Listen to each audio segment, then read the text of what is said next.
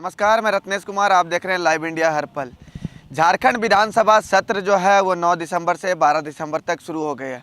तमाम विधायक जो हैं वो अपने अपने मंत्री पद की जो शपथ ली है उसके बाद लगातार अपने अपने विभागों की पदभार भी ले रहे हैं। और ऐसे में इरफान अंसारी और शिल्पी नेहा तिर्की जो है वो भी आज पदभार ग्रहण करने नेपाल हाउस पहुंची। शिल्पी नेहा तिर्की जो है कृषि मंत्री के रूप में राज्य का पदभार ग्रहण की है। पदभार ग्रहण के बाद शिल्पी नेहा तिर्की क्या कुछ कही है वो भी हम आपको सुनाएंगे। वहीं उनके बाद जो है इरफान अंसारी जो स्वास्थ्य मंत्री के रूप में शपथ लिए हैं। हालांकि स्वास्थ्य मंत्री के रूप में शपथ लेने के बाद इरफान अंसारी ने एक बड़ा जो बयान है वो जारी किया था कि निजी अस्पताल जो है वैसे मरीजों का जिनका बिल जो है वो बाकी रहता है, उनका 100 नहीं देते हैं, वैसे अस्पतालों पर जो है वो कार्रवाई की जाएगी। और आज पदभार ग्रहण करने के बाद भी इरफान अंसारी ने कहा है कि हम सभी अस्पताल के जो अधिकारी हैं या प्रबंधक हैं उनको बुलाकर उनके साथ मीटअप करेंगे और बेहतर चिकित्सा किस तरह से दी जाए उसको लेकर राज्य का एक स्वास्थ्य व्यवस्था को ठीक करेंगे। बाहर के लोग जो झारखंड के लोग जो बाहर जाते हैं दूसरे राज्यों में स्वास्थ्य की सुविधा को ठीक कराने के लिए, अब बाहर जाने की ज़रूरत नहीं पड़ेगी, अपने ही राज्य में स्वास्थ्य की सुविधा वो ठीक होगी। वहीं स्वास्थ्य मंत्री इरफान अंसारी ने कहे कि दिल्ली और मद्रास के और बिहार के लोग जो हैं वो झारखंड आकर स्वास्थ्य का जो है इलाज कराएंगे। वहीं शिल्पी नेहा तिर्की जो है वो भी कही कि जो बिचौलिए जो बीच में आ जाते हैं कृषि को लेकर, वो बिचौलियों को रोकने के लिए पूरा प्रयास रहेगा और बिचौलिए निश्चित तौर पर इस सरकार में जो है वो नहीं आपको देखने को मिलेंगे। दोनों कोई क्या कुछ कह रहे हैं आप वो सुनिए।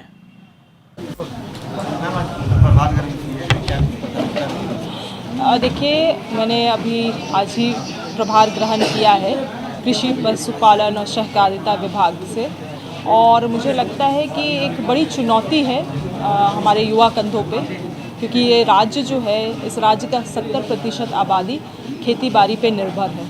और मुझे ऐसा महसूस होता है कि बहुत लंबे समय के लिए हम लोगों ने एक व्यवस्थित व्यवस्था हमारे किसानों को हम नहीं दे पाए, जिस कारण से हमारे लोग पलायन करते हैं, मजदूरी काम बाहर राज्यों में जाके कर रहे हैं। तो खेती बाड़ी को फिर से हम लोग कैसे एक तरीके से उसमें एक जान डालने का काम करें, और ये संभव है क्योंकि जितना भी व्यवस्था है, जितना भी योजना, अगर उसको व्यवस्थित कर दिया जाए तो निश्चित रूप से संभव है कि किसानों का इसका लाभ मिलेगा। हमारी 3 प्राथमिकता ब्रॉडली है। पहले तो है कि जो सिस्टम है उसको और सिस्टमैटिक करके, जो मैंने कहा कि व्यवस्था को और व्यवस्थित करके, चाहे वो कोल्ड स्टोरेज का बात हो, सप्लाई चेन को सेट करने की बात हो, प्राइस डिफाइन करने की बात हो, FPOs को सेटअप करने की बात हो, उन व्यवस्थाओं पे हमारा एक खास ध्यान रहेगा। दूसरे तरफ अगर बोले तो किसानों को जो डायरेक्ट बेनिफिट मिलता है, चाहे वो KCC लोन माफ़ी की बात कहे या जो अन्य जो मशीनरीज़ उनको दिया जाता है, तमाम चीज़ों का बात करें, और सिंचाई, खास करके सिंचाई बहुत ज़रूरी है।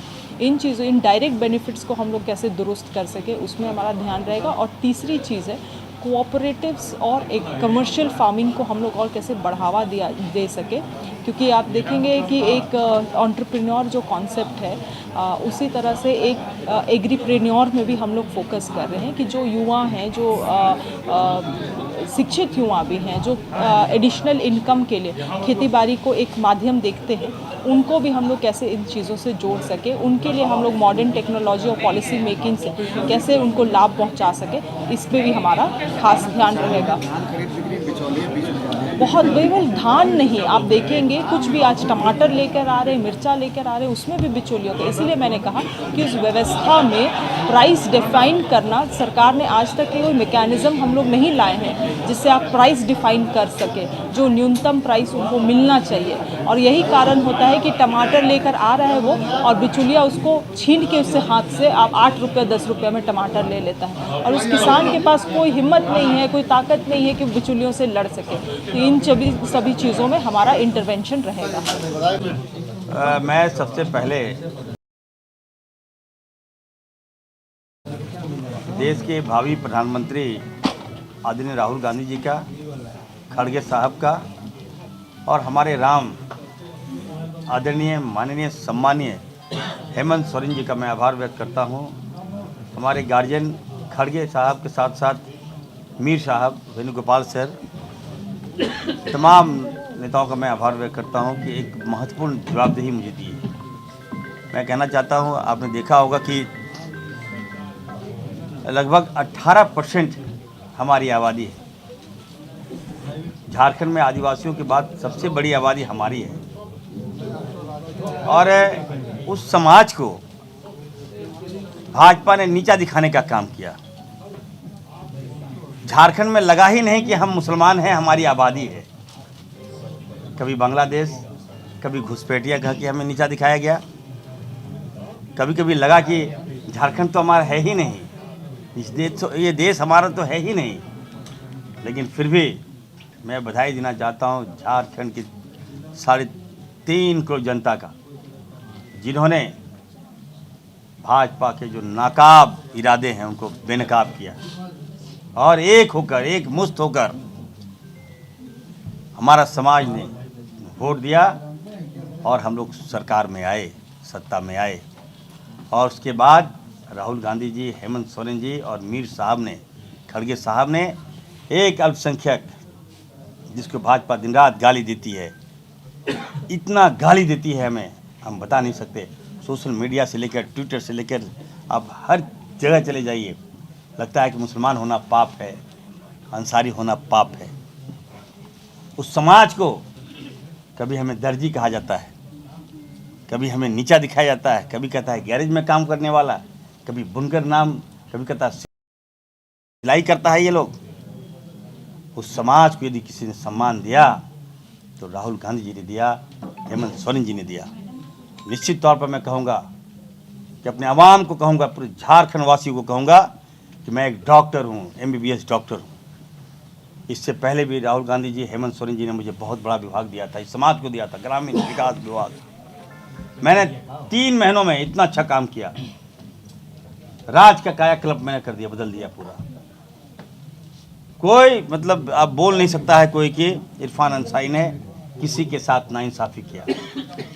मैंने सत्ता पक्ष को हो या विपक्ष हो, सबका मैंने काम किया। 32 लाख बहनें JCLPS जो हमारे विभाग में आता था, मैंने सबको मौजूद करने का काम किया और एक मुश्त होकर मेरे कहने पे हम लोगों ने सरकार को लाने का काम किया। आज सरकार बनी तो मुझे स्वास्थ्य मिला है, हेल्थ मिला है और मैं डॉक्टर भी हूँ, MBBS डॉक्टर हूँ, MD डॉक्टर हूँ। और लोगों को उम्मीद थी कि इरफान अंसारी आएगा तो हेल्थ डिपार्टमेंट में हेल्थ को ठीक करेगा, इस विभाग को ठीक करेगा। तो मैं यकीन दिलाता हूँ आप सबको, please trust me, I will do better and better and better. विभाग को जिस तरह से स्वास्थ्य विभाग को एक आवश्यकता है, 24 सालों में 18 साल भाजपा ने राज्य किया, लेकिन कभी भी हेल्थ पर इनका मोटिव नहीं रहा, हेल्थ पर इनका फोकस नहीं रहा।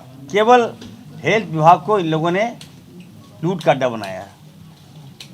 अब बताइए, जिसका हेल्थ ठीक होगा वो सब उसका ठीक होगा।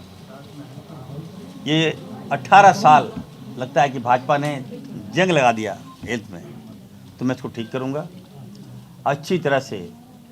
मैं इस डिपार्टमेंट को मैसेज दूंगा राज्य में कि यहाँ पर भी अच्छा हेल्थ हो सकता है, अच्छा स्वास्थ्य हो सकता है। लोग कह रहे थे कि दिल्ली के पैमाने पर आप झारखंड को हेल्थ डिपार्टमेंट ठीक कीजिए, झारखंड का हेल्थ डिपार्टमेंट ठीक कीजिए। तो मैंने कहा कि why Delhi, I am here, Irfan Ansari is here.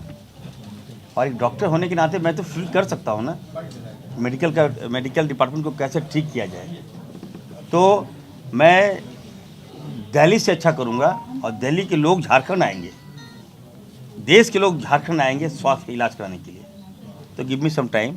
आज ही मैं पदभार लिया हूँ, हमें लगता है कि मैं हेल्थ में अच्छा करूँगा और लोगों को भी बहुत एक्सपेक्टेशन है कि इरफान अंसारी हेल्थ को सुधार देगा। मंत्री जी, टेबल पे आपने संविधान की किताब रखी है, क्या मैसेज देना चाहते हैं? देखिए, मैं संविधान की किताब इसलिए रखा हूँ कि हमारा संविधान खतरे में है। आज अगर बाबा भीमराव अंबेडकर साहब नहीं होते तो इरफान अंसारी आज इस कुर्सी पे नहीं होता, इरफान अंसारी हेल्थ मंत्री नहीं होता। भाजपा ने जिस तरह से हमें नीचा दिखाया, संविधान को बदलने की बात कर रहा था भाजपा, मैं थैंक्स दूंगा राहुल गांधी जी को, जिसने देश के लोगों की आंखें खोल दिया और बताया कि संविधान तुम्हारे साथ है, तुमको घबराना नहीं है, कोई तुम्हारा बाल बाका नहीं कर सकता है। आज अगर संविधान है तभी इरफान अंसारी इस कुर्सी पर है, तो निश्चित तौर पर मैं संविधान की किताब साथ में रखता हूँ। ये कितने दिन में ठीक कीजिएगा, तो समय सीमा आप रखे हैं क्या? 18 साल देखिए 18 साल तो भाजपा ठीक नहीं कर पाई। 5 साल के पिछले मंत्री, अब मंत्री जी ने अच्छा काम किया है, बन्ना गुप्ता जी ने काफ़ी अच्छा काम किया है, मैं नो डाउट, तो उनके अधूरे सपने को मैं पूरा करूंगा, डोंट वरी फॉर दैट। अगर कहीं कोई त्रुटियां हैं तो उसको सुधारूंगा। और मैं आपने देखा होगा कि मैंने सभी हॉस्पिटल को आज मैं निर्देश देने जा रहा हूं। पहले मुझे पदभार ग्रहण करने दीजिए। मैं जितने भी प्राइवेट हॉस्पिटल हैं मैं उनके जो ऑनर है उनको बुलाऊंगा और मैं मीट करूंगा। मैं कहूँगा कि प्राइवेट हॉस्पिटल जो है वहाँ पे थोड़ा बार्गेनिंग होता है। ये health sector not a business. Health sector इसका मतलब होता है कि आप सर्विस सेवा दे रहे हैं आप, तो कोई बिजनेस बनाएगा तो इसको मैं कतई बर्दाश्त नहीं करूँगा। और झारखंड के जितने भी सरकारी हॉस्पिटल हैं, मैं कहना चाहता हूँ, ये मेरा मोटिव है, ये मेरा मोटो है, और मैं सरकारी हॉस्पिटल को इतना अच्छा करूँगा कि लोग प्राइवेट हॉस्पिटल में जाना भूल जाएं। Anything else? ग्रामीण क्षेत्रों में बहुत प्रॉब्लम है सर, उसको कैसे आप सॉर्ट आउट कीजिए? इरफान जी, आपने जैसे ही स्वास्थ्य विभाग आपके जिम्मे आया, आपने घोषणा भी की कि किसी का भी शव नहीं रोका जाएगा, किसी भी तरह पैसे की कमी हो। एम्बुलेंस को लेकर के भी बड़ी समस्याएं हैं, खासकर सरकारी एम्बुलेंस को लेकर के। इरफान जी, आइए सर। सरकारी एम्बुलेंस को लेकर के भी कई समस्याएं हैं, पूरे राज्य भर में खाट पर लेकर आया जाता है, कई बार देखा। इसके लिए आपकी क्या हो जाएगी? अरे देखिए, कोई घटना घट गई अचानक, अब आप बताइए, आप मैं डॉक्टर हूँ, इसका मतलब ये थोड़ी ना कि पूरा सिस्टम एक मिनट सुधर जाएगा। कोई घटना घट गई अचानक, तो उसको हम लोग फर्स्ट रिलीफ कैसे देंगे? तो आप थोड़े एम्बुलेंस का वेट कीजिएगा वहाँ कि एम्बुलेंस आ जाए, बाइक एम्बुलेंस आ जाए। पब्लिक आता है तो पब्लिक भी डर जाता है कि बॉडी उठाए कि नहीं उठाए, कहीं उठाएंगे तो थाना केस कर देगा। तो बहुत सारी बातें, मैं तो रिसर्च कर रहा हूँ ना, तो मैं ये कहूँगा कि 100% मैं I am giving my best effort, मैं दूंगा। थोड़ा समय दीजिए, अब 5 साल है, उसके बाद हिसाब लीजिएगा 5 साल के बाद। चलिए, थैंक यू वेरी मच। तो आपने सुना कि पदभार ग्रहण करने के बाद कृषि मंत्री शिल्पी नेहा तिर्की और स्वास्थ्य मंत्री इरफान अंसारी ने क्या कुछ कहा। तब तक के लिए आप देखते रहिए लाइव इंडिया हर पल। सहयोगी विशाल के साथ मैं रत्नेश कुमार सिन्हा।